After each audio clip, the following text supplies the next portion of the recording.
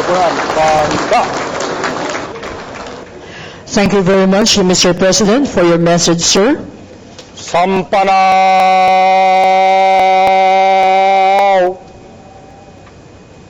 Ha! The audience may be seated. The new Chief of Staff, Armed Forces of the Philippines, Lieutenant General Ricardo R. Visaya, will be presenting the AFP Coat of Arms to President Rodrigo Roa Duterte.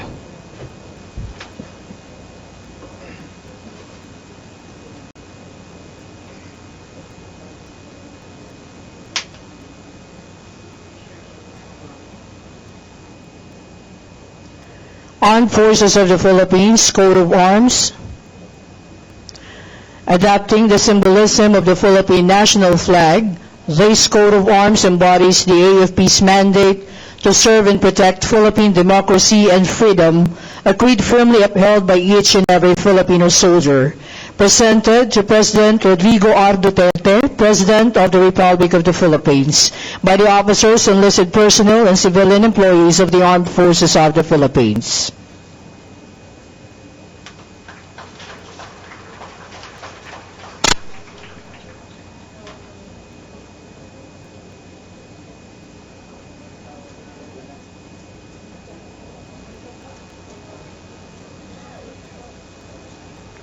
Thank you, sirs.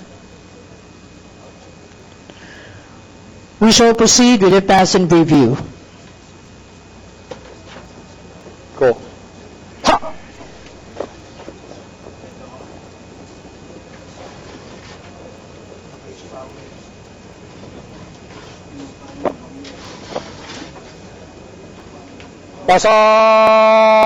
Pasamasid! Run. Malikot ko. Cut.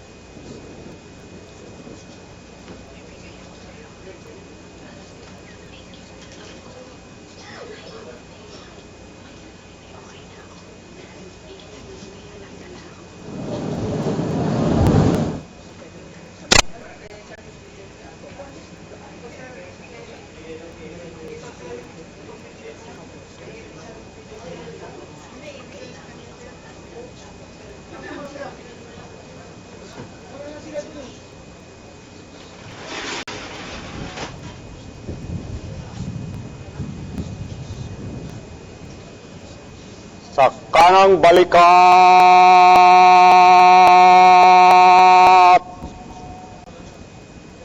Ha!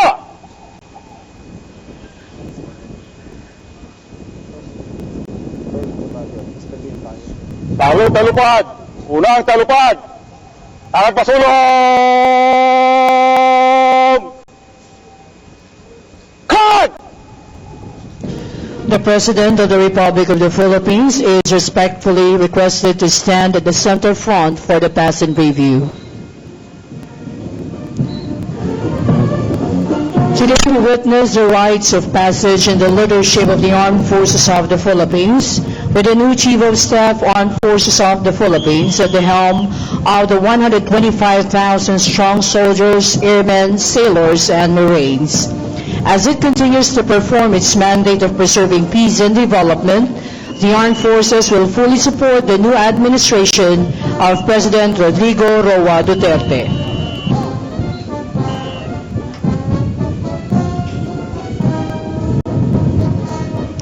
Ladies and gentlemen, presenting to you the various contingents of the Armed Forces of the Philippines, ang mga makabagong katipunero, makadiyos, makakalikasan, makatao at makabansa.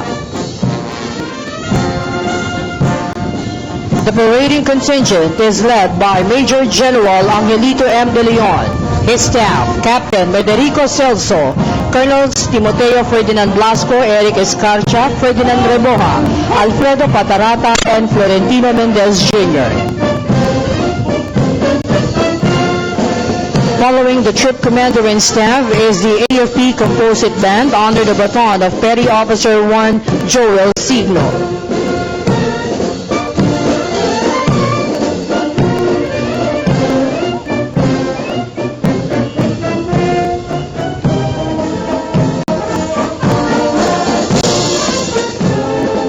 The 1st Brigade is headed by Brigadier General Anselmo Doroteo Hunsay. His staff, Commanders Ricardo Martin and Edwin Princilio, Lieutenant Colonel Zarina Mangubat, Glenn Michael Manansala, and Alexander Banatao.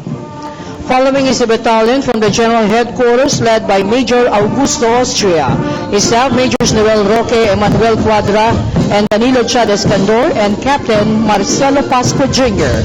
These officers and men of General Headquarters and Headquarters Service Command share the popular concern in the sanctity of the constitutional processes and the safeguarding of individual liberties. They are the soldiers at the forefront of securing the AFP's headquarters and the National Capital Region. The Army contingent, represented by the Security and Escort Battalion under the command of Major Philip Aramilla, his Staff Captain Ananias Blanco, First Lieutenant Arturo Satur Jr., Captain Ron Michael Soriao, and First Lieutenant Jose Martin Nuas. The Security and Escort Battalion is especially trained for area security and for rendering military honors to important personages and visiting dignitaries.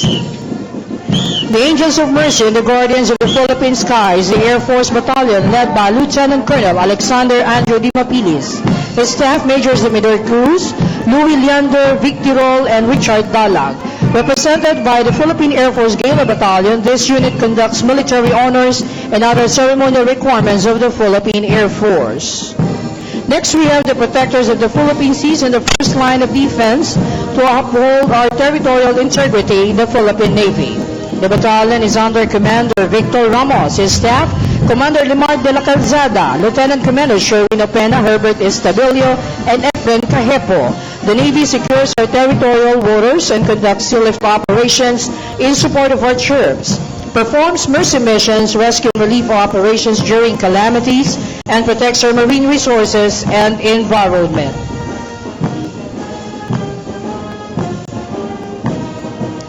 The audience is requested to rise for the passing of the colors. You may be seated as soon as the colors have passed.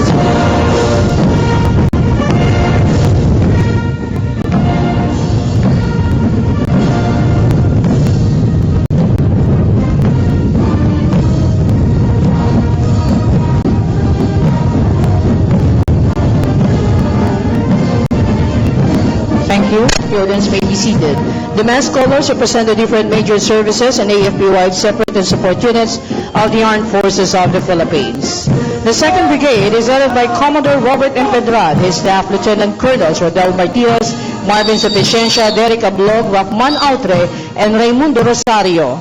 Trailing behind is a battalion from the Army Special Operations Command, headed by Lieutenant Colonel Jimmy Jimenez. His staff Majors Aris Quinto, Honor Balanci, and Vilmor Manawis, and Captain Geoffrey Fabros. The Special Operations Command is comprised of the elite forces of the Army, with the Special Forces, Scout Rangers, and the Light Reaction Regiment. Before you know is the Philippine Marine Corps Battalion headed by Lieutenant Colonel Tanaon Macaumbos. His staff Majors Dino Hudson Aznar, Faustino Austria, Wilfredo Hinito, and Eulalio de los Santos. A specially trained fighting unit of the Navy designed for rapid deployment, the Philippine Marines conduct amphibious counterinsurgency and special operations in all kinds of terrain and in any weather conditions.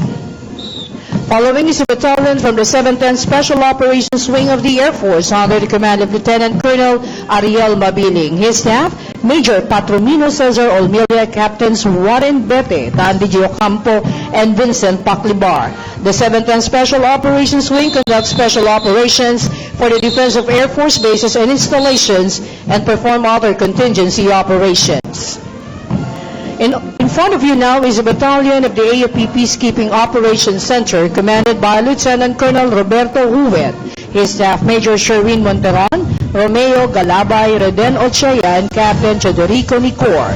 Being one of the original United Nations member states, the Republic of the Philippines has been committed to global peace and recognizes the UN Security Council to have responsibility under the UN Charter in maintaining international peace and security. It shared missions in Korea, Vietnam, Iraq, Middle East, Golan Heights, East Timor, Liberia, Haiti, and in other areas.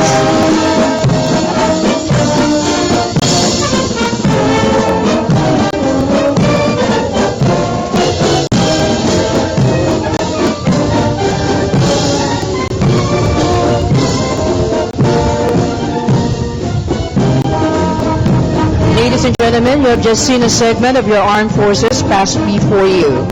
They represent our brothers and sisters out there in the field, defending our freedom and independence as well as our democratic institutions.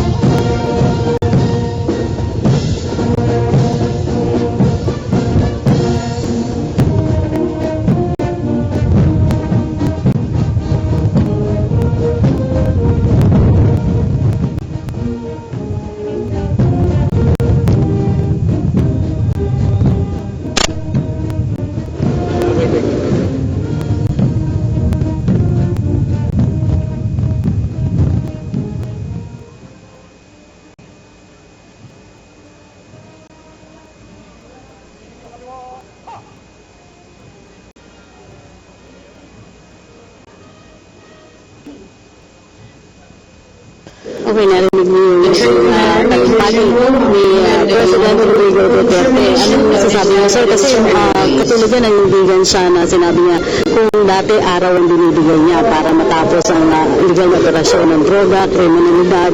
Ngayon hindi na siya para makapaghintay, kailangan oras na. At saka muli niyang binigyan din na hindi dapat solusyon ang gera at karahasan para sa pagtamo ng tunay na kapayapaan sa bansa. Tulad nga ng aking minungkahi kanina, Rocky, nung magsimula tayo bago magsimula ang parada, binanggit natin na nakatalaga sa ating saligang batas na hindi natin polisiya na magsimula ng gulo at hindi natin itinataguyod ang pagkasagawa ng gera. Kaya tama naman at nabanggit ng ating mahal na Pangulo, ang trabaho niya talaga ay unify ang ating bansa, to bring peace to all the land. At yan ang alam namin minimitihin ng ating lahat ng mga kababayan. Kaya nga panay ang aming suporta sa lahat ng mga usapang pangkapayapaan simulat sa poll noong araw, at ang track record ng Armed Forces dito ay napakatibay.